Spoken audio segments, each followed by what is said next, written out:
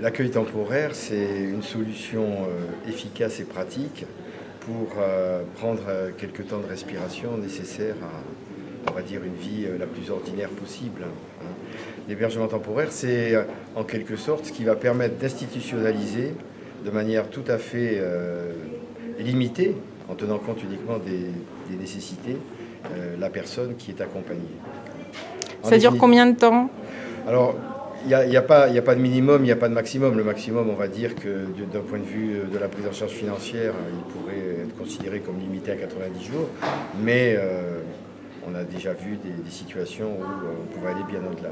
Puis je pense que l'accueil temporaire a une autre vertu aussi, c'est celle de permettre, en définitive, d'avoir un temps d'observation par rapport à des solutions à mettre en œuvre ultérieurement. Voilà, je pense que ça permet aussi, entre guillemets, de déposer le fardeau et de se poser la question de savoir ce qui sera possible de faire. Malheureusement, on le sait, les places en accueil permanent ne sont pas nécessairement aussi nombreuses que ce que l'on pourrait souhaiter, ou ce dont on pourrait avoir besoin.